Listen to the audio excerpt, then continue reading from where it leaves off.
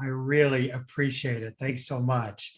And I want to thank all of you for being here. I think it speaks volumes that you are dedicating your time to understanding the uniqueness of people in grief, those we serve. And I'm so honored to be here with amazing speakers today. Megan Devine and Claire Bidwell Smith today and tomorrow, and Lisa Williams, Diane, Leanne, of course, Tiffany and Christina and Megan McQuarrie. So many amazing speakers Pessy has put together. So thank you for organizing this. I really see why you're the leader in the field. So thank you to Pessy. I also just want to remind everyone, this is my little technical duty here. You know, there's limits to what we can talk about today and how you apply it. There's research and risk to everything you hear. Not every word I and all the speakers say has been studied. And, you know, there's a wide support of general ideas and concepts that are used here. And grief is so unique. So just know, even when you ask a question, the presenter, I, or whoever is speaking is never going to know all the background of your client. So please take whatever we say as general comments. So thank you for understanding that. And I want to just start by sharing, many of you know this, so I'll be very quick, that, you know, this field didn't choose me. It chose me. I didn't choose it. I had a mother who died when I was young. There was a mass shooting, one of the first mass shootings in the US. And that really became my trajectory, is to try to find healing for myself and others. And after decades of doing this work, 5 years ago, my own younger son, David, died unexpectedly. So I don't come to this just as a professional, but as a bereaved person myself. And I know that this is such a unique time in the world and in grief work. So I think it's so powerful we're gathering right now. And I wanted to, given that this is a grief summit, we are hitting 1 million people who have died from COVID. We're seeing so many deaths in the Ukraine, and we have had so many loved ones who've died. I just want to take one moment of silence, if we could, just to honor all those that we are missing. So join with me in that, if you would, for just a moment.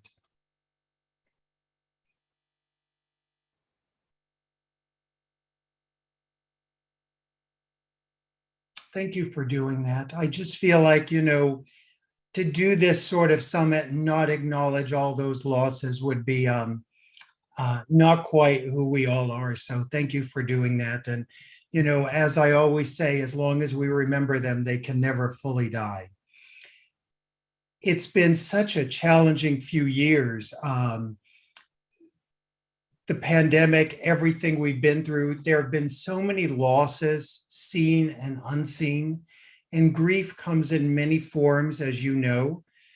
Obviously death, but job loss, safety, loss of freedom, health issues, events in our life, our normal life, milestones, rituals. I mean, just think about it. The world we knew 3 years ago is just gone. And so many aspects of grief and so many different layers to grief these days. And of course, we all know that grief is as unique as our fingerprint. And in the past few years, there's been so much change. And I always say grief is change, and it's a change we didn't want. And we have had a lot of changes in the last few years we didn't want. I was really honored and surprised. Someone who started in community college and wasn't sure I was going to make it through high school. One of the things I wrote about early in the pandemic was the discomfort you're feeling is grief, and the Harvard Business Review published that. And I was so glad that people were beginning to name what we were feeling as grief on so many levels. One of the things that I think about that happened for me during I think it was in March, in the early days of the pandemic, when we were all closed up and shut down, we were dealing with so many what I call macro and micro losses. In other words, the big and little losses of our life.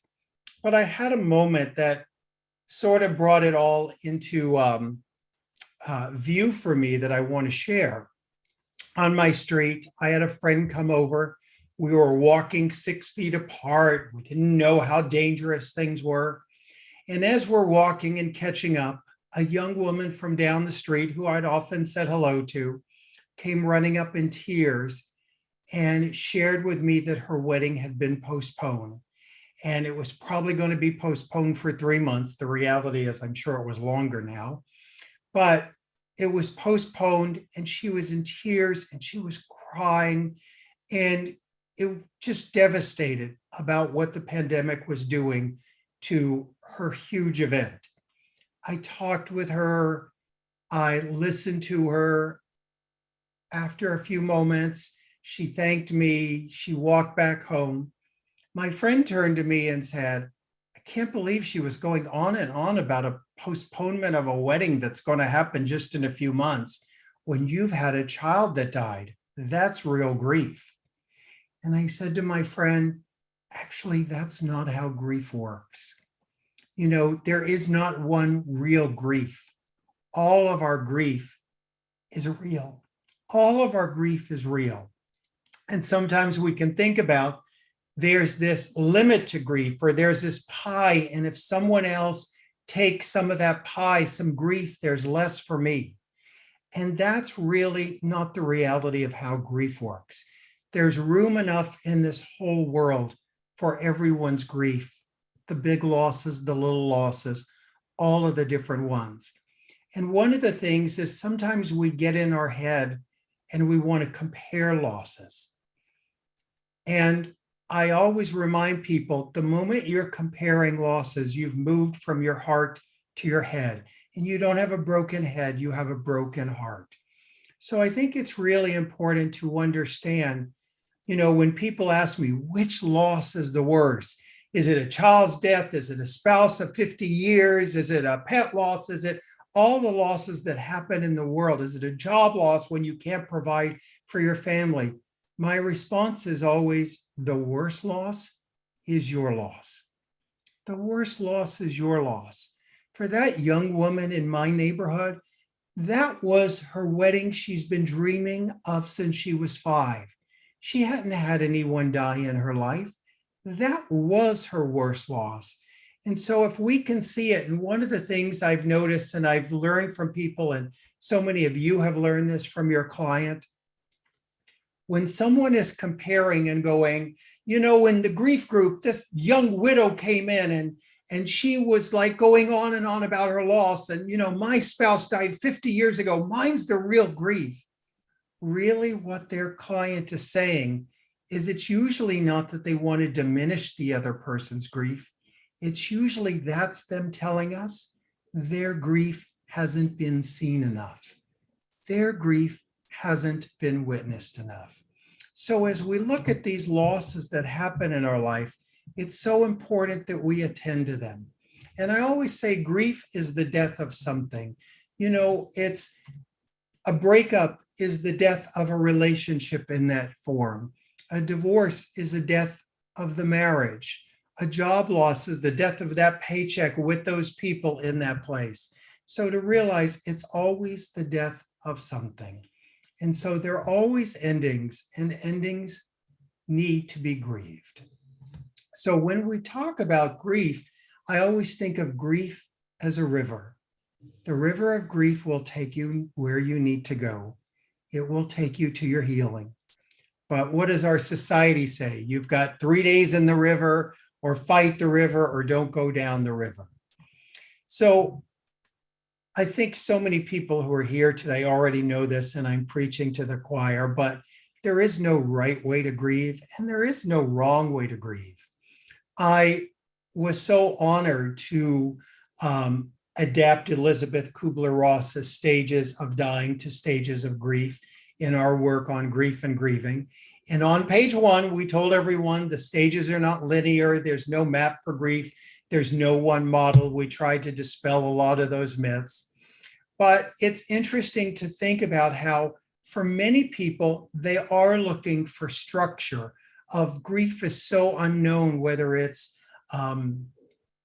this unknown terrain, whether it's Elizabeth's stages or William Warren's task. There's just a million models out there from wonderful people. And the truth is, it's really about us and how we're grieving. But so it's fascinating to think about how do you grieve? To ask your client, how do they grieve and where did they learn it? It's interesting, when I thought about this, I remember in my childhood growing up, the phone rang one day. My mother answered it. I heard her scream that her mother had died. She fell to the floor crying. My father went to her, put the phone back on the hook,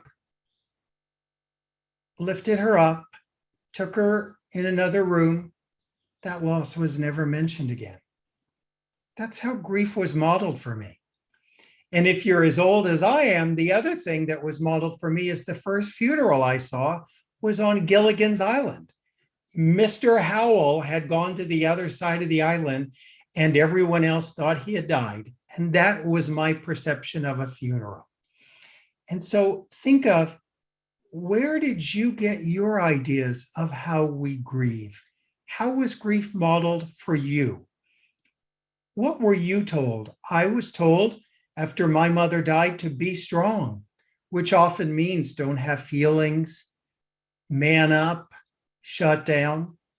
Were you told to be ladylike or anger is bad? So it's interesting to think about, how did our family, how did our religion, how did our community teach us how to grieve? And after we were taught how to grieve, what have we done with those theories? I can remember, I don't know, for me, it was in my teenage years, suddenly someone said to me, are you a Democrat or a Republican? And I think, like most teenagers or children, you just sort of say what your parents are. And Democrat, Republican, you just say what your parents are. Then I remember, as I got older, I thought about, which am I really? And I had to choose it for myself. In grief, we don't often do that. We don't stop and go, all right, my family taught me this, my clergy taught me this, society says this. How do I want to grieve? What does grief look like on me? So it's an interesting question to think about that. Today, I'm talking about making meaning. And when we talk about meaning, I think we would all love to skip the pain of grief. I mean, no one wants to be in the pain of grief. In my latest book, Finding Meaning, the challenge with it is either people see that title and they feel like, oh, I'm not ready for meaning, or they want to get right to the meaning and skip the pain. But we know the reality is that's not how it works. So I have a pretty large group online called Tender Hearts, and we meet during the week. And we have groups within the groups. We're going to have over this upcoming month, over 20 specific loss groups that are moderated by our grief educator, by people from our grief educator program. And the participants in the group volunteer to work with me on screen, and they volunteer. They've seen me do it. They know what they're getting into. And I'm going to show you a clip from a woman, Joanne.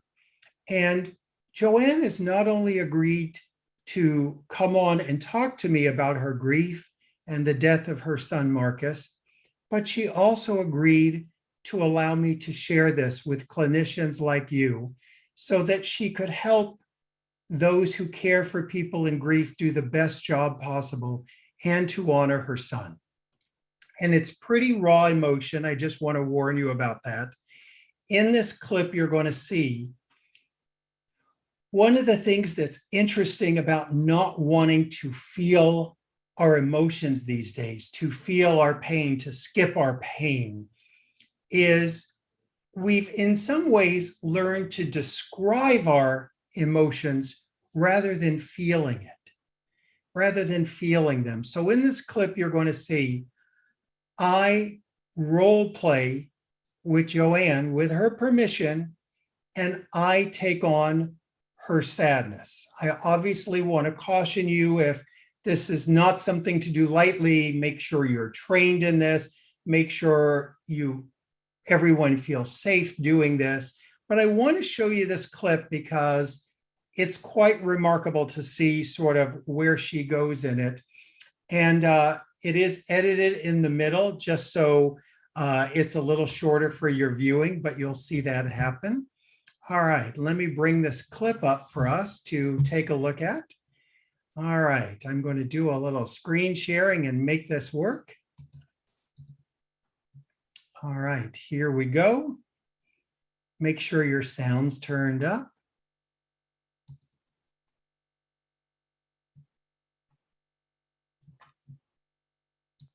You know, we never argued after he went into the military. We had conversations. I drove with him. I flew. I mean, I feel like I was there. I mean, he knew he was loved, and I knew how much I loved him, and I just miss him. I just miss not having him in the world. So tell me, what do you feel like today without him? And I want you to think about your feelings, not describing the day, but your feelings. I'm glad that he's not suffering, that he's not. So let me tell you, you're in your mind, not in your feelings. Okay. Are you sad that he's gone? Well, yeah, yes. So can you just tell me about your sadness for a moment? Well, like when I see his pictures and I just miss his smile. Would you say, how big is your sadness? Is it the size of a ball? Is it the size of a chair? Is it the size of a room? And I know it's always changing. It's always changing. How Today, big is your sadness today? I would say probably like heart size. You know, doesn't fill up a room. Just heart. How big has it been?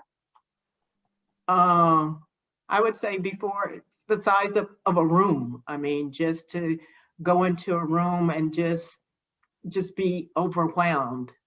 But now let me ask you this. If your sadness could tell me something that it needs us to know about your pain, what do you think your sadness would say? that it's lessening, and that, you know, I'm beginning to remember some good times, and that as I do more of remembering the good times, it will continue to decrease, and that it would like to be able to move on and not remain stuck. Is that really true that your sadness would say that? Or is that what you want your sadness to do? I want my sadness, that's what I want it to say. All right, so let's let your sadness really speak to that. Help me understand. All right. I'll be your sadness for a moment if you'll give me permission. Okay. All right. So you're going to tell me, I want you to be less and keep going so we can move on. So you talk to me like I'm your sadness. I don't like having you here. I don't like having you here. You hurt. You make me hurt. And to have you be in so much of my life, you make me tired. You make me hurt. And that's about it. If I'm your sadness, here's what I have to tell you. You're like a companion I don't want. I don't want to be with you. I hate what you represent. And I wish we'd never met like this. I've known you in other forms. Like when I lost both my brothers and my mother in 16 months. But I've not known you this intimately before. And I don't want to. I hate that you're here. And that Marcus is not. I can hold your hate. I can hold your anger. And I'm also part of the love. But I'm afraid you might stay. I might. I might stay. I might. I might, because I'm connected to the love. And you can't have all the love without this. I don't exist without love. Sadness only exists because of love.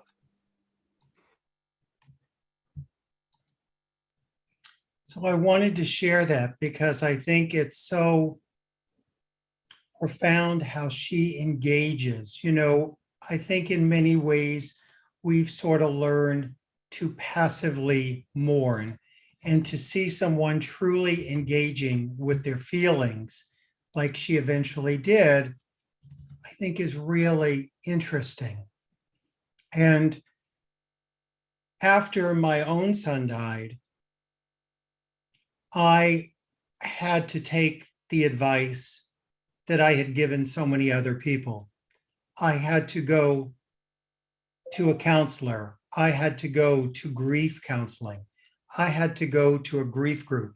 And literally, I went to a grief group, took out my contacts, put my glasses on, put a cap on, and I had to sit in a grief group where my books were like 4 feet away. And I wanted to be the grief specialist, but instead I had to be the father who buried a son. And I was really shocked at, one, the level of pain. I wanted to write to everyone I had counseled and said, I didn't realize how intense the pain was. I had forgotten the pain of grief had been so far behind in my life.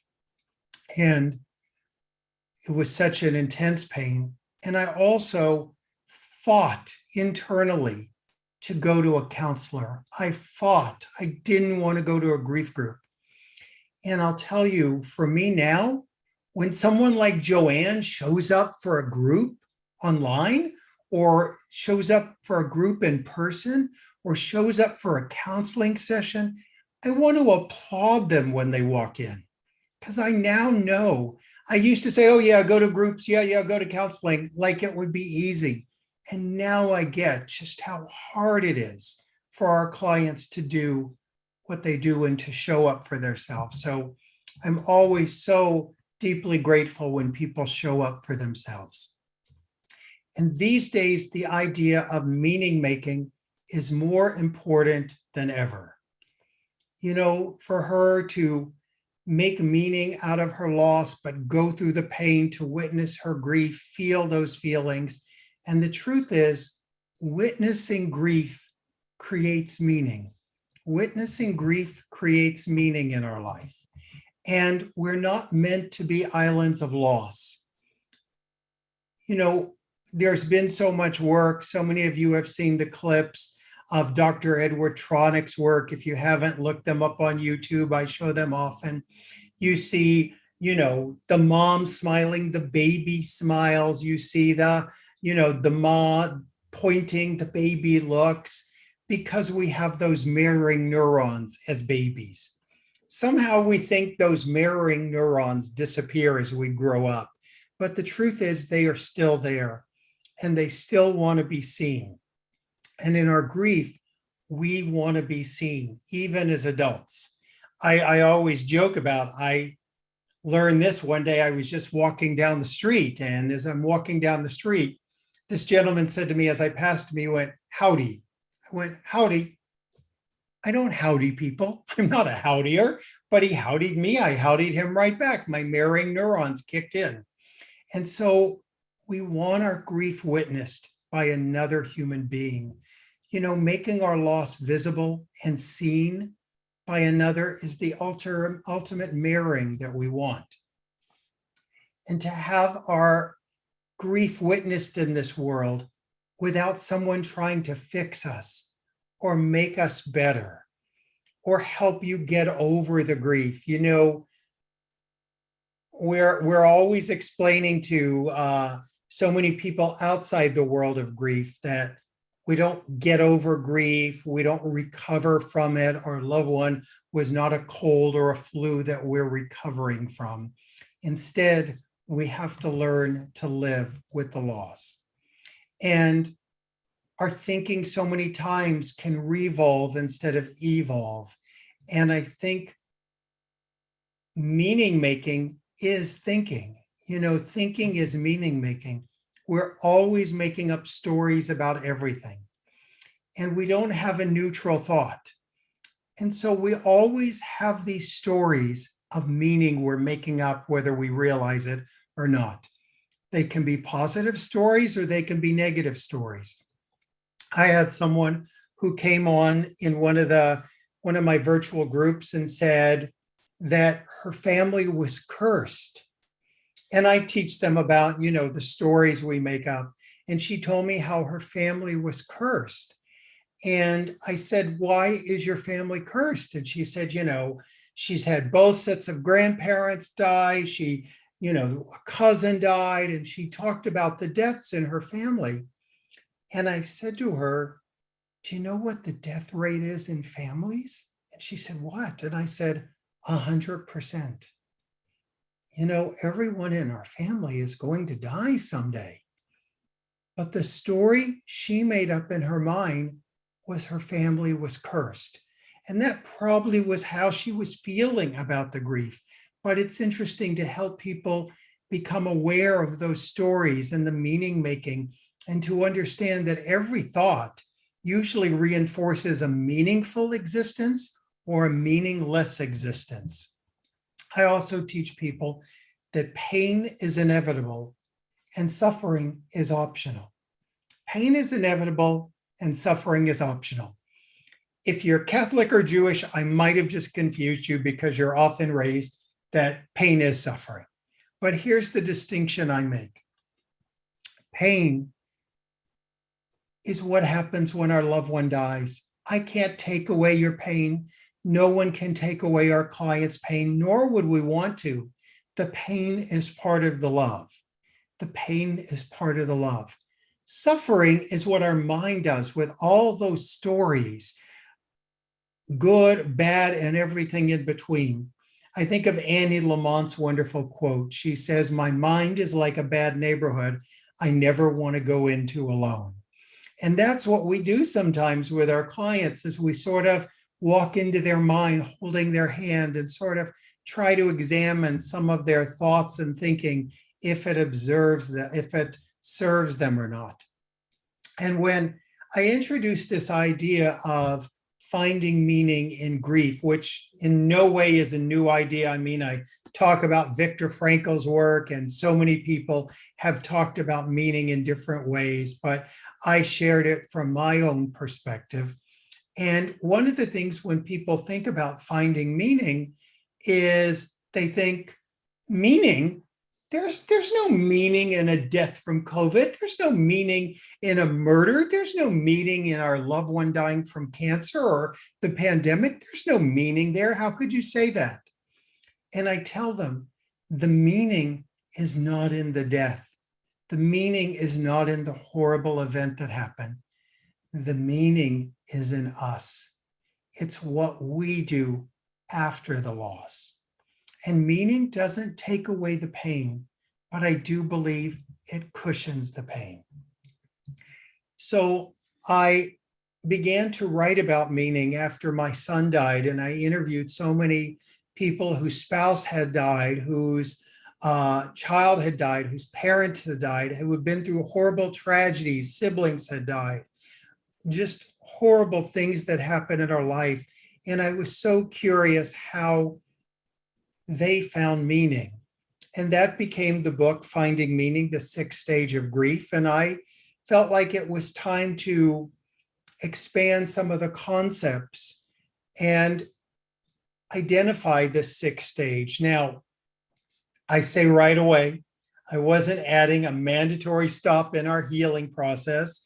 And it was also a chance for me to go back and honor Kubler-Ross and really remind people of all the myths that have come up and misunderstanding about the stages, that they're just scaffolding. They don't have to apply. Once in a while on social media, someone will make a comment that they'll say, you and Elizabeth Kubler-Ross are just trying to neaten up our grief and make us follow your rules. And first of all, there's nothing neat about grief. Grief is very messy. And there's nothing organized about grief. And there is no rules around that. And so writing the book was a chance to really remind people of how to loosely use the stages if they're helpful, but remind them they don't have to. And even Kubler-Ross, I can remember clinicians coming to see her, and they would share their case, and they would talk about a client that they're seeing and they would give us all the background for 20 minutes. And after we would hear about this incredible client who's dealing with so much pain, once in a while the clinician would go, okay, Elizabeth, what stage are they in? And Elizabeth herself would go, forget the stages, just meet them where they are. So it was a chance to remind people that there is some loose structure there if you want it, but you don't need to have it. And I'm so honored that the Kubler-Ross family and foundation gave me permission to add a sixth stage to her iconic stages. And when we talk about meaning making, we're really talking about post-traumatic growth. It's how our identity can be changed. It's how relationships with others can be changed, how our outlook on life can be changed. And, I think about what does meaning look like? And meaning can be so many things. It can be finding gratitude for the time we had with our loved one. It can be finding a way to commemorate them and honor them. It can be realizing the brevity of life and making it a springboard to changes in our own life. Meaning can be that we feel so changed by knowing them. We can feel changed by their death, how they died. Maybe we want to create value for others, that we make sure their loved ones don't die the way ours did. So I want to share some guidelines for meaning real quick. And I'm always afraid when an author picks up their own book, like, oh no, we're in trouble. They're going to read from it. But I promise it won't be painful or long. I'm just going to read these 7 guidelines that I share. Here are some thoughts that may guide you in your understanding of meaning. 1, meaning is relative and personal. 2, meaning takes time. You may not find it for months or even years after a loss. 3, meaning doesn't require understanding. It's not necessary to understand why someone died to find meaning eventually. I think about the woman who started MAD, Mothers Against Drunk Driving. Her daughter was killed by a drunk driver. She will never understand why her daughter died, but she went on to find great meaning and save thousands, if not millions of lives. 4, even when you do find meaning, you won't feel it was worth the cost. You're always going to want your loved one back, no matter how much meaning you find. And 5, this is really the big one for our world these days, I think. Your loss is not a test, a lesson, something to handle, a gift, or a blessing. Loss is what happens in life. Meaning is what you make happen after. And 6, only you can find your own meaning. And 7, meaningful connections will heal painful memories if you allow them. And so to me, those are just some guidelines that I wanted to share that I've noticed. Now, most of us think about meaning as large scale. We're going to start a foundation or organization or get a 5 or 10K walk dedicated to our loved one. But I remind people, meaning can be very small. Meaning can be in moments. This is a meaningful moment to me.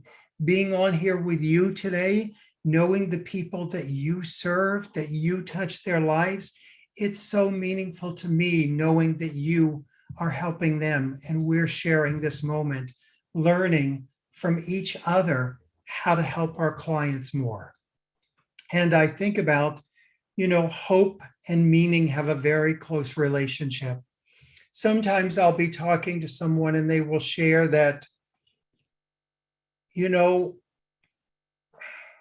they're just hopeless after their loved one died.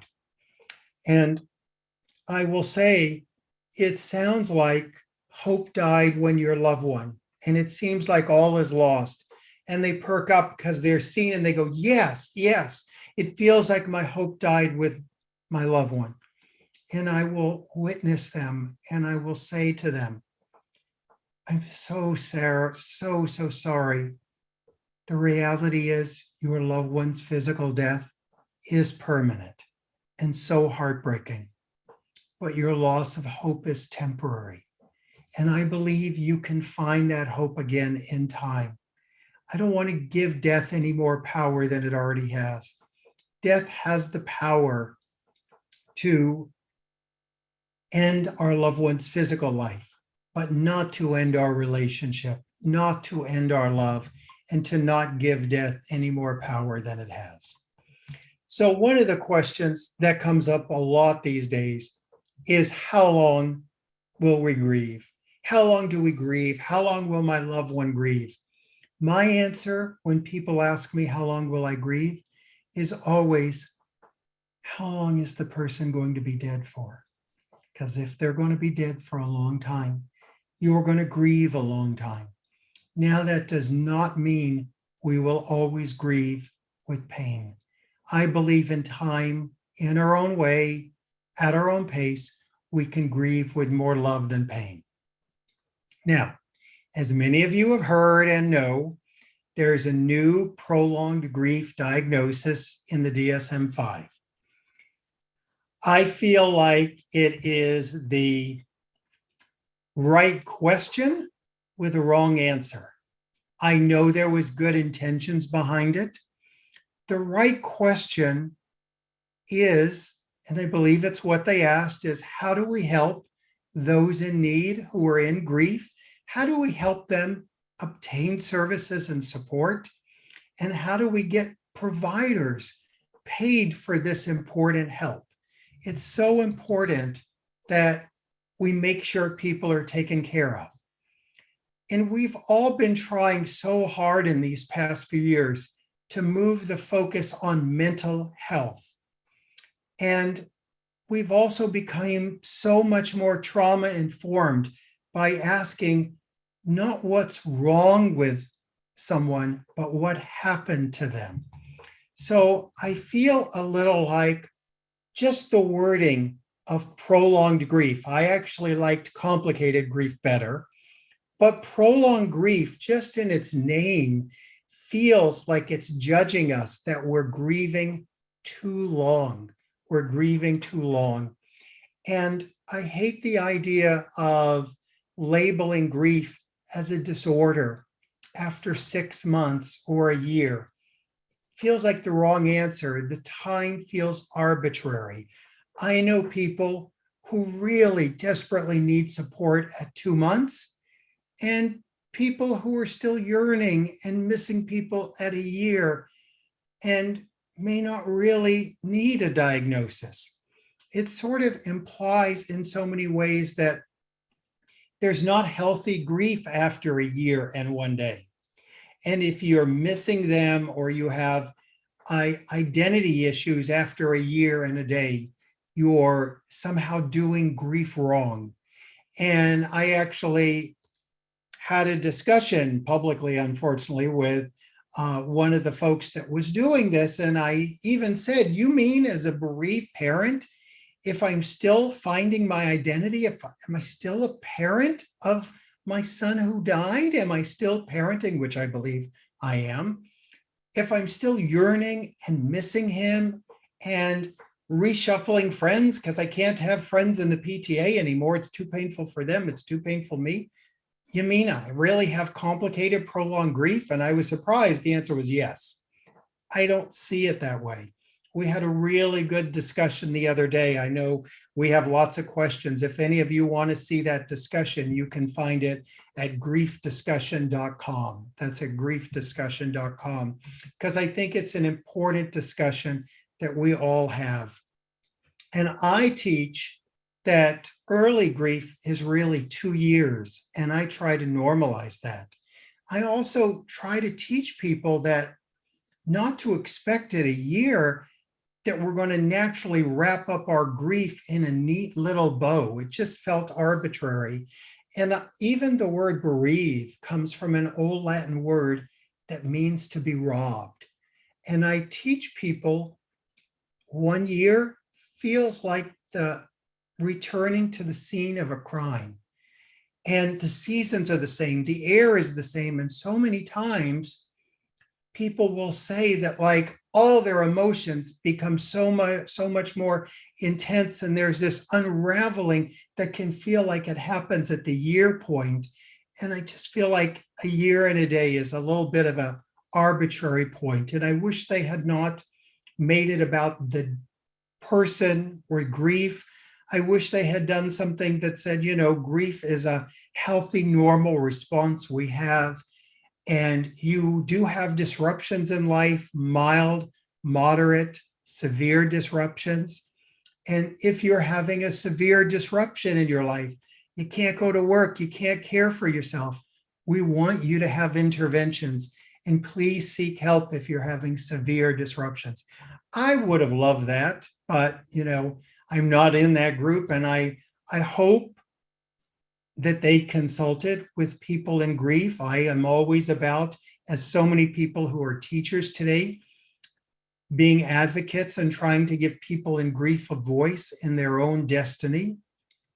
So I hope, you know, some of the language that was even written about getting over grief just concerned me. So obviously I have strong feelings about this. Anyway, I think about, you know, the two goals of grief work is really trying to figure out who we are without the person who died and establishing a new relationship with them. We knew how to love them when they were here. How do we love them in their absence?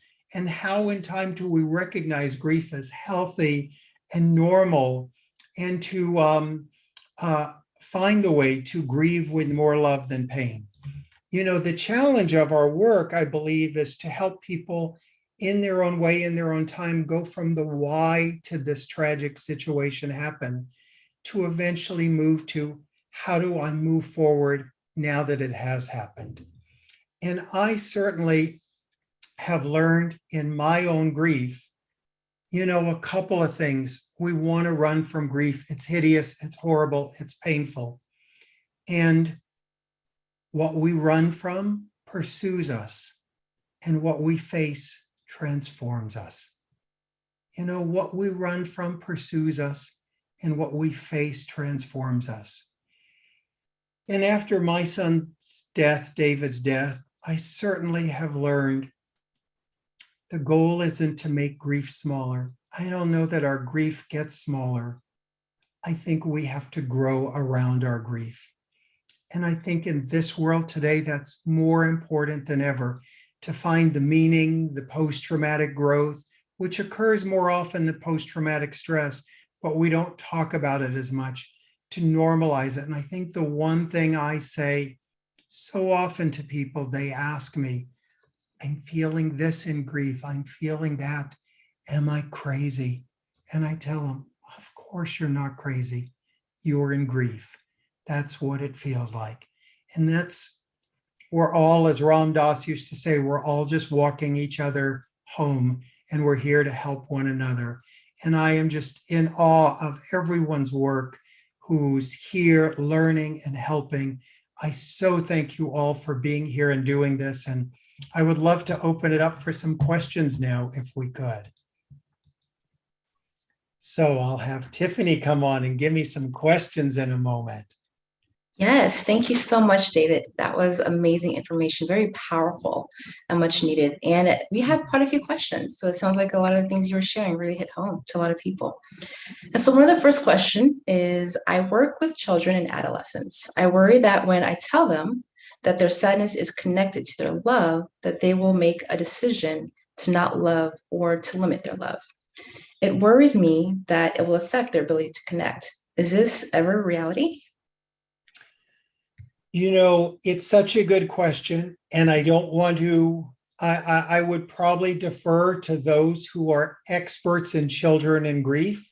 But for that clinician, I would say, you know, go with your guidance and gut and what you've been taught. And the same thing is, I agree. I don't want children to ever be afraid to love.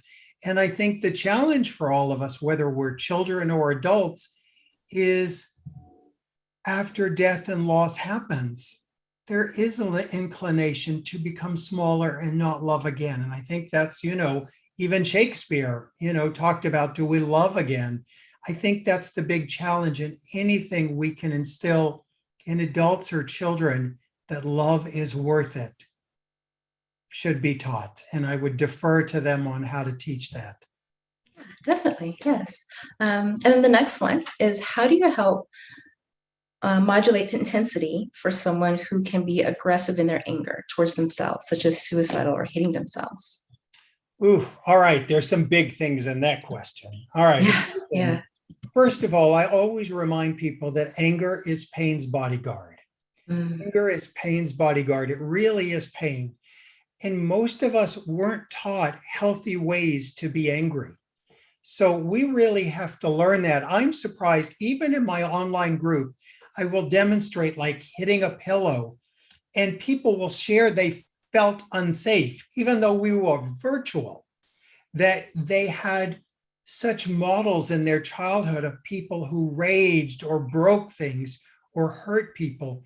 So it is a unlearning of the old ways and a new learning of how to do anger in safe, appropriate ways, to scream in the car, whatever it may be, and to do it in trauma-informed ways. So it's so important to understand that. In terms of self-harm, I just always like to mention this for people. In grief, there's what we call yearning, and there is another thing called self-harm, obviously. Yearning often gets mistaken for self-harm. Yearning can sound like, I wish I was dead. I just want to be with my loved one. And sometimes I will say to the person, to try to figure out if they're talking about self-harm or yearning, I will say, if your loved one was back or was still alive, would you still want to be dead? And they'll go, no, no, of course not. I'm just trying to be where they are. I want to be with them. And that helps me to understand it's not self-harm. Obviously, we need to take this very seriously. Whenever anyone says they are considering self-harm, we need to let them know how important they are, that they matter. And I want to get them to help right away, people who are specialized in suicide prevention. And I'll tell you, clinicians often feel inadequate in suicide prevention techniques. And I'll tell you, PESI has some great teachers and wonderful classes in that. Whether you get it from PESI or anywhere else, become knowledgeable on that. Yes, thank you for sharing. Yes. So the next one is, how do you leave that sad energy in session, especially when you have your own losses? Ooh, good question. Such good questions today. Yes. So, you know, here's one of the things I do. It's really, really important is whenever anyone brings their grief into my presence, I connect with them, I witness them, I may even tear up. It may touch my heart. And when they leave, I always picture them taking their grief with them. No one leaves their grief in my presence. I have my own. And it's so important that we learn, true empathy is not taking on others' pain. It's so important to get that, like, they deserve their pain and their pain deserves respect, and we don't get to grab it from them, but to see it as theirs and to witness it, to send them love, but not lose ourselves in it. I do a lot of work around healthy empathy. Nice, it's wonderful. And I think that's very valuable, definitely for a lot of clinicians to be aware of, because we do sometimes take it with us if we aren't careful. When I was years ago working in the hospital system, there was a clinician who shared with me, every client leaves a little of their pain in her office. And I said, oh my goodness, you got to get out of this profession if you're going to be a pain collector. You can't do that. You can't do that for your well-being. We're in this for the long run. Yeah, definitely. Yes. So the next one is, how do we help clients who move from grief with pain to grief with love? Well, it is helping them to express the pain. In the same way you saw in that clip, that wonderful clip from Joanne, to realize so many times, and it's challenging, like I said to her, no one wants to do that. But, my people I work with know I'm going to, I have their permission to say, hey, I don't know that you're really feeling your feelings as much as you're describing them to me. And you got to really feel them. And, one of the things about feelings these days is we judge them. Now, when I say we judge feelings, people go, I don't judge my feelings. And I'll remind them, when you think you should be further along in your grief, when you think you shouldn't be in pain anymore, you're judging the place you are as wrong. And you're judging your feelings as wrong. I get you want your anger to be done, you want your pain to be done, but it's done when it's done, not when we want it to be done. So we have to fully express those feelings first. And I think the more we express them, it's a little like, Michelangelo talked about, carving the stone to reveal the statue underneath. We have to help people go through all their feelings to reveal the love underneath. Nice. It reminds me of what you shared earlier about the river of grief, letting it take you wherever. Got to go down it. Yep. Yeah. Yes. We have so many more questions. So I'm going to try to scroll through and get the last few before time. So another one is, what do you do when someone believes that not addressing the grief can result in it lessening? So it's not like they're avoiding addressing the grief. I will tell them that, in my experience, I have tried to avoid it. And it just always seems to follow me. And it seems to be there. I actually tell the story. I never thought in my life I'd be doing research on buffaloes. But for the latest book, I researched buffaloes. And one of the things is buffaloes run into a storm when they sense a storm, thereby minimizing the time that they are in the discomfort. We, on the other hand, in our modern society, run from grief our whole life, and we keep it 12 feet behind us, but making decisions from it, making pain from it. I have a new podcast that's coming out at the end of May, and I just had Will Reeve on, who's Christopher Reeve and Dana Reeve's son, who played Superman. And he shared about the death of his parents and how during the pandemic, so much of his grief when he was alone just came in, and he realized how much was unattended and how it had impacted his relationships with others. And I think many of us live these lives that are guided in the background by grief because we try to avoid it. So it's hard, get help, get support, be with other grievers, but go find some help and address that grief if you can. Yeah, definitely. Yes. And I think we have time for maybe one or two more. So the next one, does a grieving client ever heal, or just learn to cope with their reality. I have clients I have to remind that it's okay to feel your emotions and that emotions are like a roller coaster. Please elaborate. Thanks. Oh, absolutely. You're on the right track. It goes back to when we talk about the stages. There's a thing that I've posted online on my Facebook page and Instagram, this graph of like what we think grief should look like. And it's these neat little circles and then all these scribbles, like this is what it actually looks like. Grief is messy, it's up and down, it's 12 roller coasters. And a couple of things I want to say about that. One of the things is so many times when we feel like we're doing better, and then our world comes crashing down or we get the pain again, we feel like we're backtracking, we're back to where we started. And it's really just the messiness of grief and you're doing it perfectly. The last thing I also want to say, the second part of her question that's so important, we talk about healing and what is healing? And for me, I've noticed people in grief get so afraid that healing means forgetting.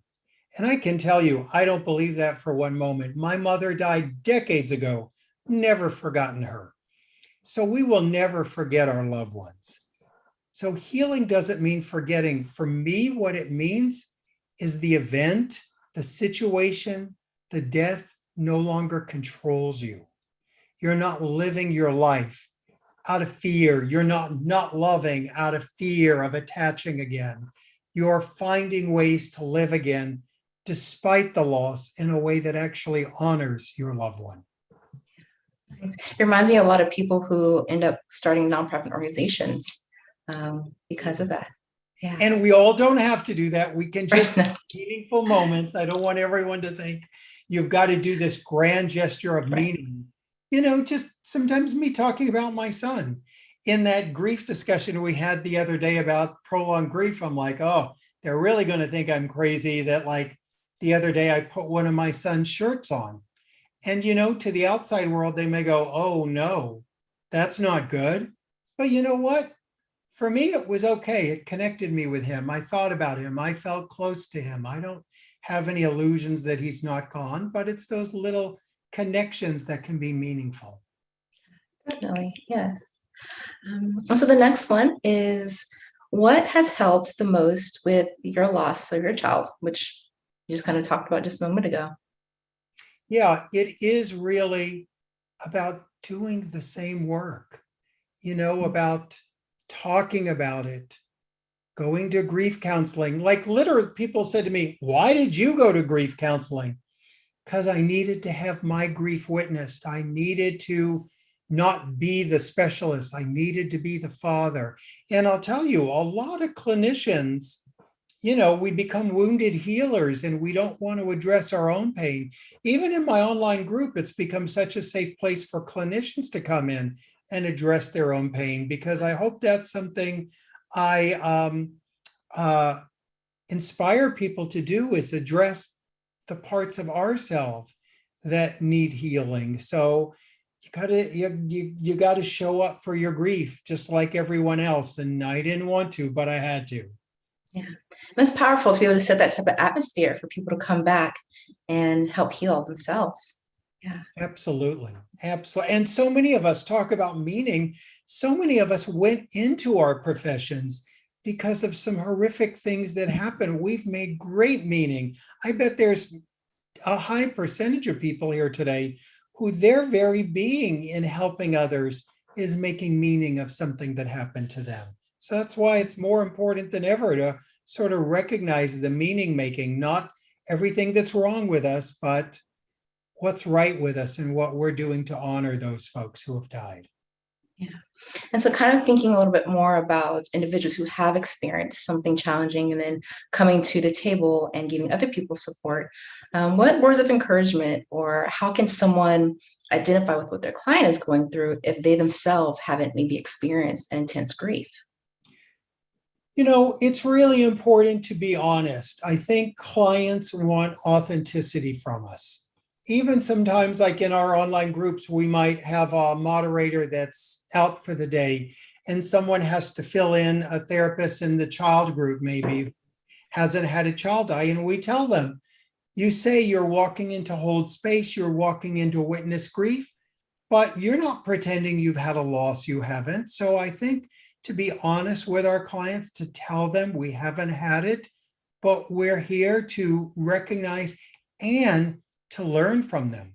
I got to tell you, I often talk about 95% of what I know, if not 99 to 1,000%, I have learned at the feet of people in grief.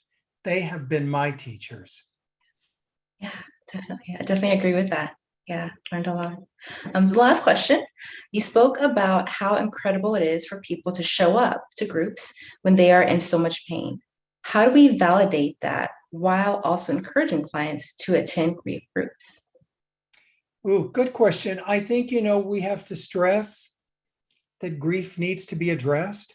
I think we need to tell them the value of groups. I actually love group work.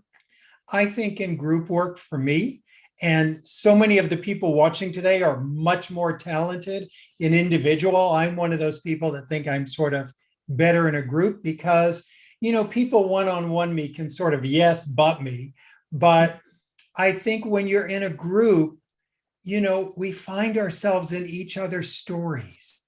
And when one person begins to heal, we all begin to heal, and we heal as a tribe. So I think it's about telling them the value of group work and then validating when they show up how powerful it was. People sometimes will do work with me or I'm sure with so many people here, and they'll go, thank you. And I'll go, don't thank me. It's you. You did the work. I can't take credit for your work. So to acknowledge our clients for the work they're doing. Yeah, I really like that phrase, heal as a tribe. I was actually writing that down as you said it. That's very interesting True, concept. very true. Yeah. And so again, thank you so much for this valuable information that you shared with us today. And so what are some ways people can connect with you? They can find me at grief.com if they want to, and we're going to be giving them lots of resources. I so appreciate everyone showing up today. And we're going to, the other thing on social media, and I always tell people reading a social media quote is not grief work, but, I do have lots of helpful things on social media. You can find me, my handle is I am David Kessler. You can find it under Facebook, Twitter, Instagram, LinkedIn, all those good places you can find me. Wonderful. Thank you again, David Kessler. So wonderful having you here today.